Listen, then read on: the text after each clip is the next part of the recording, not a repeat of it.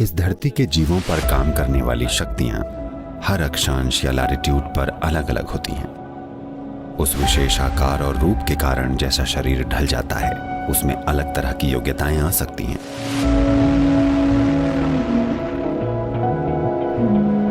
यही वो कारण है कि धरती के संपर्क में रहना हमारी सेहत और खुशहाली का एक बहुत ही महत्वपूर्ण हिस्सा है। मुझे पता है मेडिकल समाज इसका मजाक उड़ाएगा, लेकिन मैं इस पर 100% कायम हूं।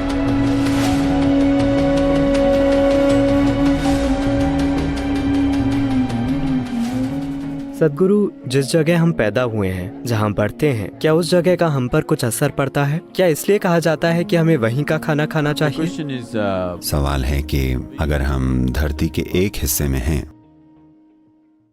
तो क्या आकाशीय ज्यामिति हम पर एक खास तरीके से काम करती है? विशाल मानव सिस्टम के काम करने का तरीका या गहन मानव सिस्टम, ये कैसे काम करता है? बिल्कुल, जगह का इस पर बिल्कुल असर पड़ता है। जगह उन्हें अलग बना देती है। जैसा कि आपको पता है, ऐसा हर जीव के साथ होता है। वो पेड़ और पशु पक्षी जो दक्षिण भारत में बड़े आराम से रहते हैं, वो न्यूयॉर्क स्टेट के आसपास या दुनिया के दूसरे हिस्सों में मुरझा जाएंगे। or in that part of the world. क्योंकि जीवन यहाँ अलग तरीके से विकसित हुआ है। ये सिर्फ मौसम की बात नहीं है, ये सिर्फ मौसम और धूप या ठंड की मात्रा की बात नहीं है। हाँ, उन चीजों का भी काफी असर पड़ता है, पर जीव कैसे विकसित हुए हैं, जैसे भी वो हुए हैं, वो तरीका उस जगह से जुड़ा हुआ है। It is a fact. ये एक सच्चाई है। मानव शास्त्र या एंथ्रोपोलॉजी से इसे मान्यता मिल चुकी है कि जब लोगों की एक खास तरह की नस्ल धरती के एक हिस्से से एक बिल्कुल अलग हिस्से पर गई, तो उनके शरीर की कई नस्लीय विशेषताएं धीरे धीरे बदल गईं और समय के साथ एक स्पष्ट बदलाव आ गया था। इतना बदलाव कि कुछ समय बाद पहचानना मुश्किल था कि वो पहले कैसे थे, एक खास समय के बाद। उदाहरण के लिए, भारत में लंबे समय से कई नस्लों का मिलन होता रहा है, पर आप देखेंगे कि इसके पृथ्वी पर इस जगह पर होने की वजह से, हालांकि तापमान, मौसम, इन सब चीजों का असर होता है, पर इसके अलावा उनके इस तरह के भोजन खाने से धरती पर वो कौन सी जगह पर थे, इन चीजों से उनका शारीरिक रंग रूप कैसे बदला है और वो कैसे पूरी तरह से बदल गए हैं, ये काफी अविश्वसनीय है। जो मध्य एशियाई लोग जो आर्यों के रूप में लगभग 8000 साल पहले भारत आए थे, जरा देखिए जॉर्जिया के लोग कैसे दिखते हैं। मैं उस जॉर्जिया की बात नहीं कर रहा हूं, मैं अमेरिकी जॉर्जिया की बात नहीं कर रहा हूं, मैं जॉर्जिया की बात कर रहा हूं, ठीक है? मध्य एशिया में वहां के लोग कैसे दिखते हैं, और जो लोग वहां से यहां आ चुके हैं, जो 6 से 8000 साल से ज्यादा समय से भारत में रह रहे हैं, आज वो कैसे दिखते हैं। आपको आश्चर्य होगा कि वो कितने बदल गए हैं, उनकी हर चीज बदल गई है। तो मौसम से, भोजन से, लैटिट्यूड से फर्क पड़ता है, क्योंकि धरती के घूमने की वजह से पैदा होने वाले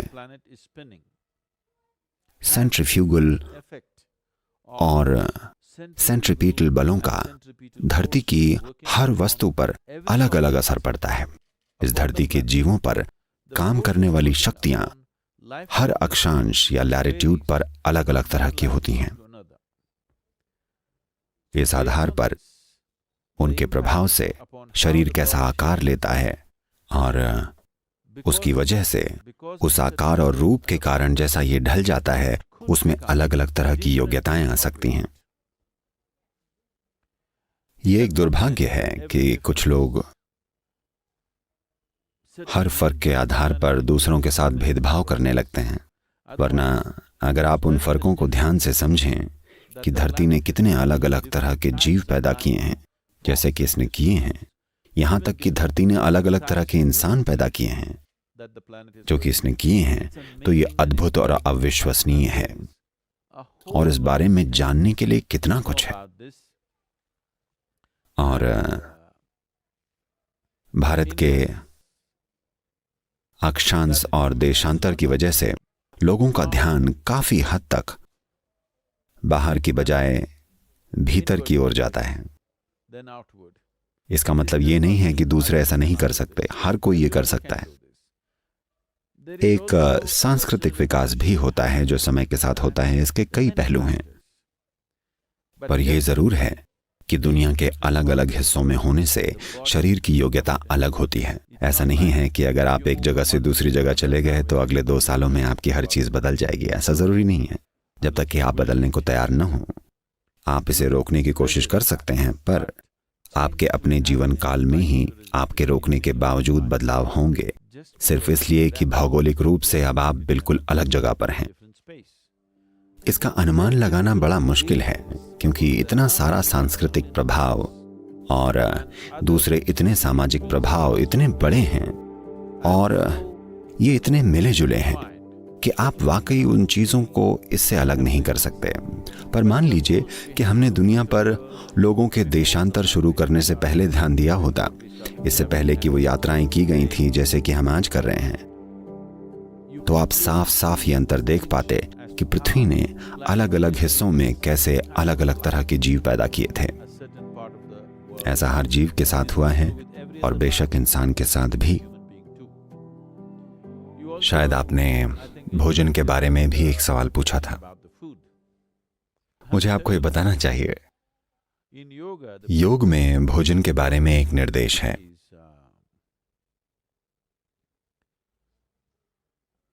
एक इंसान एक दिन में जितनी दूरी तय कर सकता है, एक दिन में आप जितनी दूर चल सकते हैं, आपको उसी दूरी की रेडियस में पैदा होने वाला खाना खाना चाहिए।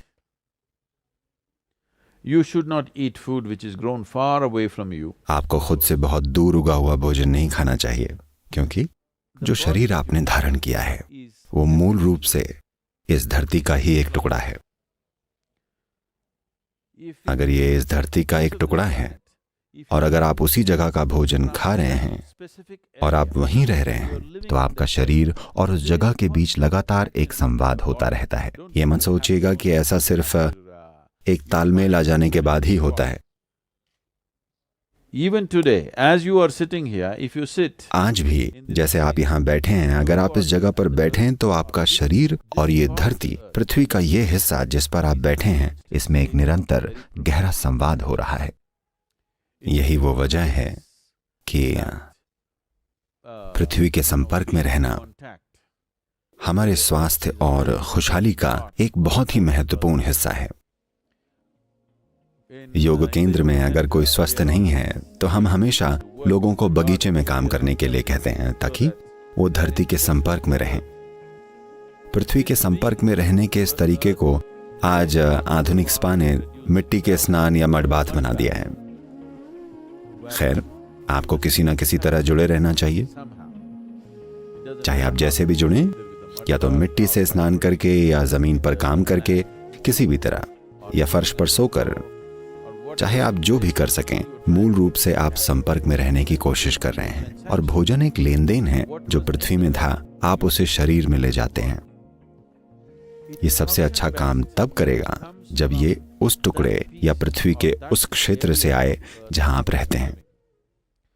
तो आमतौर पर यह बताया जाता है कि आप दिन में जितना चल सकते हैं उतनी दूरी की रेडियस के क्षेत्र से आपको खाना खाना चाहिए।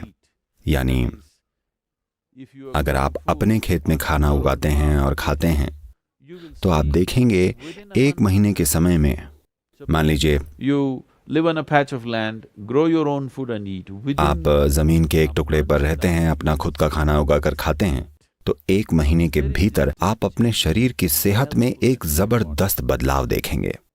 मैं कहूंगा, अगर ये किया जाए, ये एक सरल काम किया जाए, तो मुझे लगता है कि इस धरती पर कैंसर की घटनाओं को 50% से 60% तक कम किया जा सकता है। मैं इस पर कायम रहूंगा। मुझे पता है मेडिकल समाज इसका मजाक उड़ाएगा, पर मैं इस पर 100% कायम हूं। कम से कम 50% कैंसर की घटनाओं को कम किया जा सकता है if we are in touch with the earth that we are living upon, अगर हम उस धरती के संपर्क में हैं जहां हम रहते हैं और वहीं का भोजन खाते हैं, न कि कहीं और का। अभी अगर मैं इस होटल में नाश्ते के लिए जाऊं तो शायद फल न्यूजीलैंड से आते हों। उन्होंने मुझे बताया मछली वियतनाम से आती है, और मुझे नहीं मालूम कि और क्या कहाँ से आता है। तो सिर्फ इसलिए कि हम चीज़ों को इधर उधर ले जा पा रहे हैं, और ऐसे सुपरमार्केट्स हैं जो आपको दुनिया भर की चीज़ें बेच सकते हैं। हम ऐसा सुख के लिए ज़्यादा कर रहे हैं, न कि खुशहाली के लिए।